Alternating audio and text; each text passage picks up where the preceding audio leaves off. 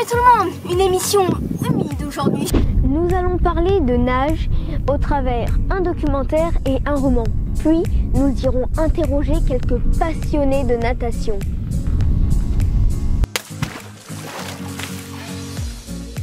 Le livre Héros et nageurs est un super documentaire qui retrace l'histoire de la natation et des disciplines annexes au travers les époques. Il est incroyablement documenté, précis, complet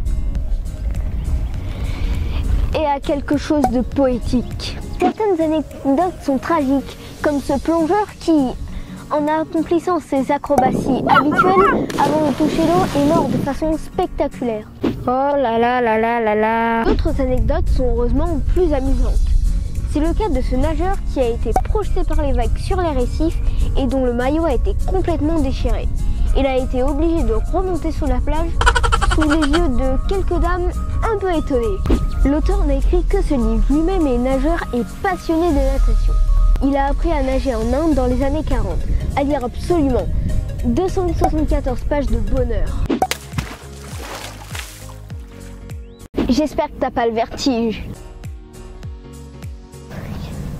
Le second livre dont je vais vous parler, c'est Nageurs et rivières. Cette fois-ci, le personnage est fictif. C'est un jeune américain, Chad, qui adore nager. Un jour, chassé par la force de sa ville, il choisit la voie de l'eau pour sa cavale. Il traverse en 2 jours le lac Michigan. À son arrivée à Chicago, des entraîneurs dévoilent son talent de nageur. Il part en France, descend la Loire, mais suite à un grave accident, il se fait percuter par un bateau et tous ses rêves de nage tombent à l'eau. J'aime le lien que le personnage entretient avec la nature. Il est très observateur et sait la décrire. Sa nage lui permet de faire corps avec elle. Tout comme les personnages réels du document précédent, il aime le goût du défi, même s'il ne s'illustre pas dans des compétitions. Allez, petite interro surprise à quelques passionnés de natation. Bonjour Manu. Salut. Tu es nageur en eau libre. Qu'est-ce que c'est nager en eau libre? Alors c'est vrai que j'ai été nageur en eau libre, j'ai eu la chance d'appartenir à l'équipe de France de natation eau libre. Nager en eau libre, c'est nager en milieu naturel, c'est-à-dire que tu nages en fleuve, en lac, en mer. Et ce sont des distances qui peuvent varier de 3 km jusqu'à 80 km pour les Coupes du Monde marathon. Qu'est-ce que tu aimes dans le fait de nager en eau libre?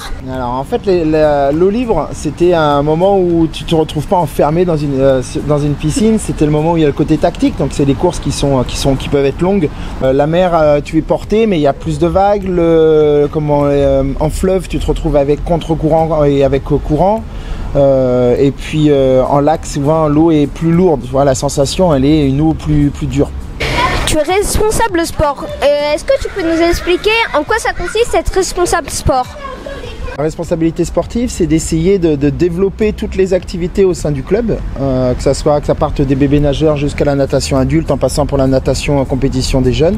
C'est d'essayer de construire les emplois du temps pour les éducateurs, c'est donner une trame par semaine pour leur expliquer ce qu'on attend au sein du club. C'est une vision générale du métier d'entraîneur et en même temps un côté administratif et gestion financière. Ok. Donc là, on va passer à 2 petites questions bonus à propos de livres. Alors, est-ce que tu connais le livre Nageurs de rivière de Jim Harrison? Non, pas du tout. Est-ce que tu connais le livre Héros et nageurs de Charles Sparrow? Non, pas du tout non plus. Merci. Bonjour Vivien. Bonjour. Du coup Vivien, on sait que tu es nageur, mais est-ce que tu pratiques d'autres sports que la natation?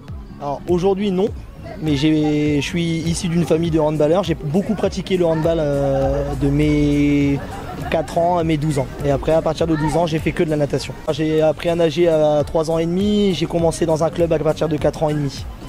Ah ouais, donc en fait, tu as commencé vraiment tôt. C'est ça. Est-ce que tu as fait de la compétition? J'ai fait ma première compétition à 6 ans.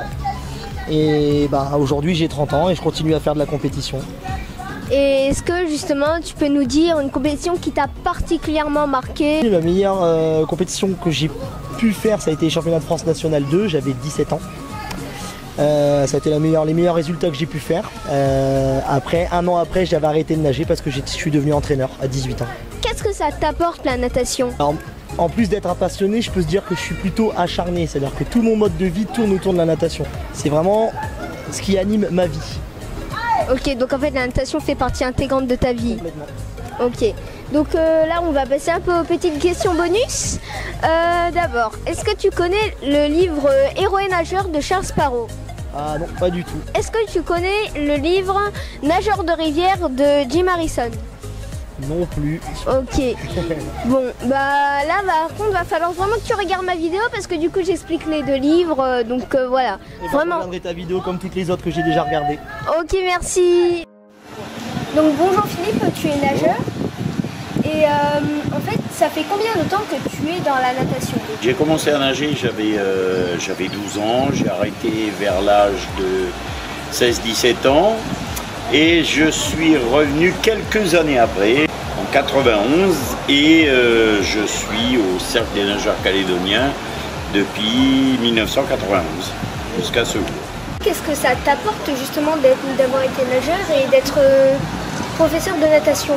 Tu ressens mieux les exercices que tu donnes, tu comprends un peu mieux le nageur, tu as plus de facilité à enseigner. Si tu devais dire quelque chose aux jeunes pour qu'ils se mettent à nager, qu'est-ce que tu leur dirais? Se faire plaisir, aimer l'eau, parce que si tu n'aimes pas l'eau, c'est sûr que tu es mal parti au départ.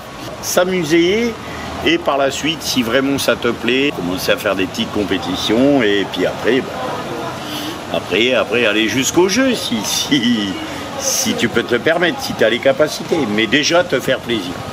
Ok, donc du coup le principal c'est de se faire plaisir si on veut aller nager. Deux petites questions bonus. Alors d'abord c'est, est-ce que tu connais le livre Héros et nageurs de Charles Sparrow? Pas du tout. Ah, Pas du tout, désolé. ok. Deuxième chance, est-ce que tu connais le livre Nageurs de rivière de Jim Harrison?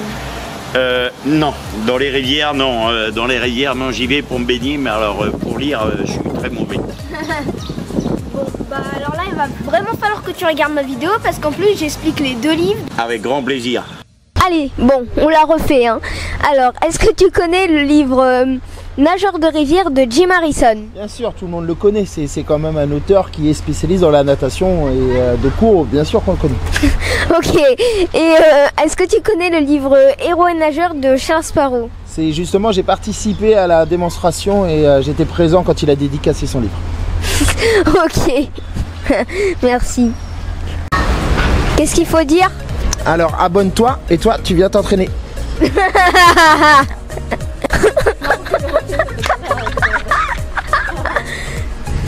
Et n'oublie pas. Toi au rendez-vous.